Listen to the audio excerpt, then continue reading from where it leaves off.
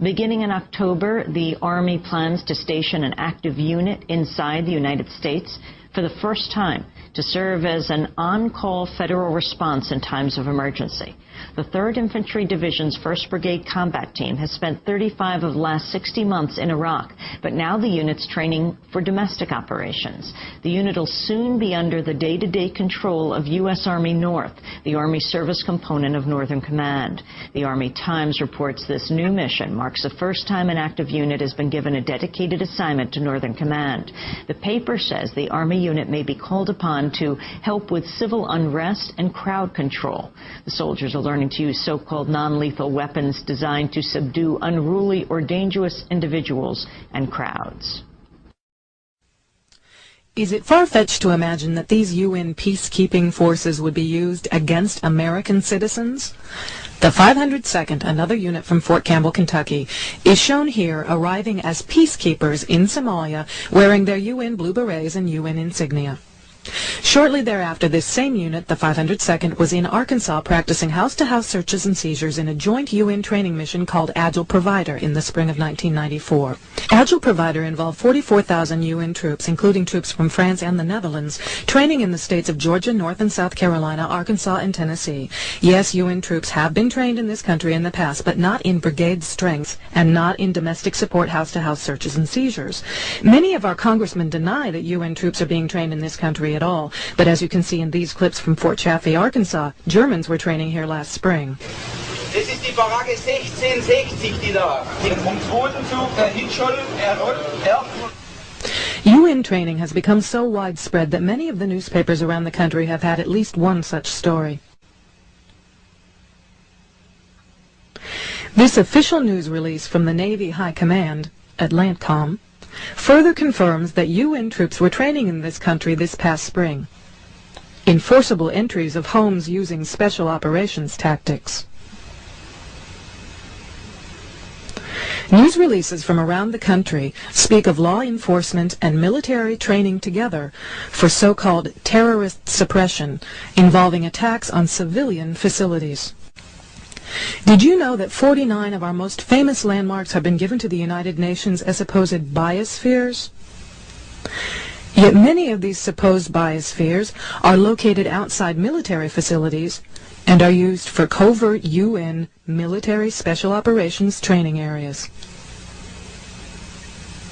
On the border between the U.S. and Canada, we see the UN flag flying between the U.S. and Canadian flags. Throughout cities in America, UN flags are popping up outside government buildings. But perhaps most disturbing was this letter received by New American Magazine detailing a survey given to Marines at 29 Palms Base. We confirmed this survey was given to Army Special Operations recruits. The survey asked troops whether they would swear to the following code. I am a United Nations fighting person. I serve in the forces which maintain world peace and every nation's way of life. I am prepared to give my life in their defense. This survey also asked if these U.S. military men would fire upon U.S. citizens who refuse or resist confiscation of firearms banned by the U.S. government. Did you notice the federal tax agents dressed like military patrolling the roads during the Waco siege, or the black military helicopters at each of the Indy 500 races for the past several years?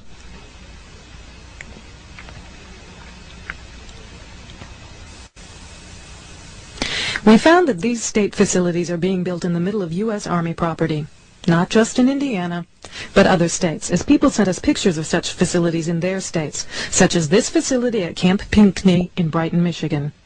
You see not only the black vans here, but curiously, there are reverse swastikas carved into each end of the roof. We also began to receive information about the Federal Emergency Management Agency known as FEMA, such as these pictures of a FEMA facility in Texas. FEMA operations are divided into 10 regions, as we were told in this letter from FEMA. The American public has been led to believe that FEMA is for disaster relief operations. Yet if we look at military manuals such as FM 4130, the U.S. Army Civil Affairs and Operations Manual, you'll find the details about who FEMA really is. The government doesn't want this information out because, as you can see, the manual says to destroy it by any means that will prevent its dissemination. The manual says that FEMA is the executive agency that serves as the point of contact for the USG for emergency management within the United States. Under Executive Order 12148 of July 20th, 1979, the President transferred all functions from the Civil Defense, Civil Preparedness agencies under the Department of Defense to FEMA.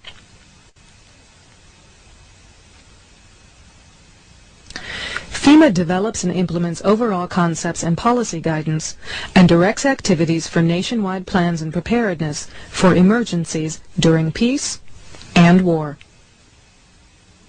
It also develops plans, systems, and capabilities for protection of the U.S. populace, government, and industry, and for stabilization of the economy in time of emergency. Again, we see from this military manual that FEMA is divided into 10 regions and is the command and control agency for all emergency planning. None of this sounds too sinister until you begin to find out what FEMA has done with 96% of their budget. FEMA has built prisons around the country, and they've also built underground facilities. It actually turns out that they are the key agency to implement a plan known as Operation Garden Plot, the plan to put American citizens in prison camps. Under Executive Order 12919, signed by Bill Clinton on June 3, 1993, presidential authority under a 1950s Defense Production Act was delegated to the Secretaries of Defense, Agriculture, Treasury, and Commerce to seize all civilian property for the government solely by declaring them necessary for national defense. It also gave the Director of FEMA the authority to implement FEMA plans during a national emergency. Most people don't realize that this country has been in a declared state of emergency since the Federal Emergency Act was enacted in 1933, which was the beginning of FEMA, and also gave presidents the authority to issue executive orders. Each president since then has issued an executive order declaring a state of national emergency. Bill Clinton has issued 3 such orders since he took office. Shown here is a FEMA facility in Denton, Texas, where you can see mile after mile of FEMA command and control trailers. These trailers are self-sustaining and contain electrical generators and communications equipment that can be moved out anywhere in the country to start a FEMA operations center.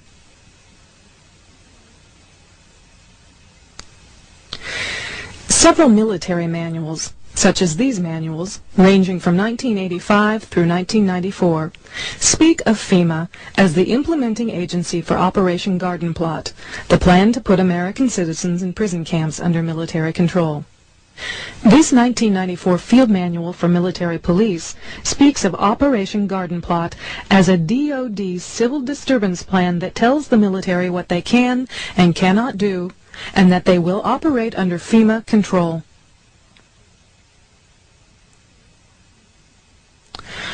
Several thousand U.S. troops are training in the U.S. this summer and fall, and if we look around us, we can see plenty of the signs and symptoms of a global takeover under the auspices of the United Nations taking place right here in our country.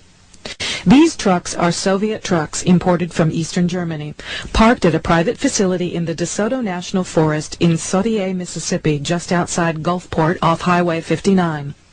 A sign on the facility says Airmar. Airmar is privately owned, but the signs on fences around the facility say this is a U.S. Customs facility. Several acres of federal forest land was bulldozed to create this customs facility solely for Airmar. No one knows for sure what this facility really is, but one thing is certain, it's not what we're being told it is. And there are 750 Soviet chemical trucks sitting in Mississippi whose sole use is to spray chemicals and nerve gas in chemical warfare operations. What are they doing in Mississippi? What are they doing on U.S. soil? And why are they under the protection of the U.S. government if they are privately owned? Senator Sam Nunn from Georgia was quoted as saying he was certain the American public would welcome the Soviet troops as peacekeeping forces in the United States.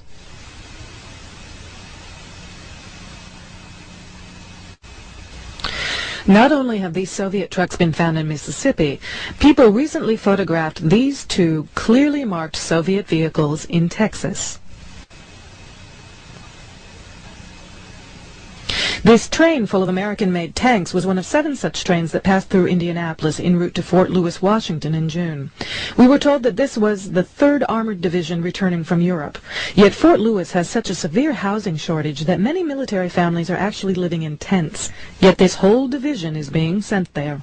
3 other such trains passed through Indianapolis in early August, one heading to Fort Riley, Kansas, another to Alabama, and the third to Fort Lewis, Washington. Are these tanks part of Operation Garden Plot, to be used to round us up for the slave labor camps, along with the black helicopters and federal law enforcement that look like active-duty military stationed in our roadways as they were in Waco? Welcome to the New World Order. Expect no mercy.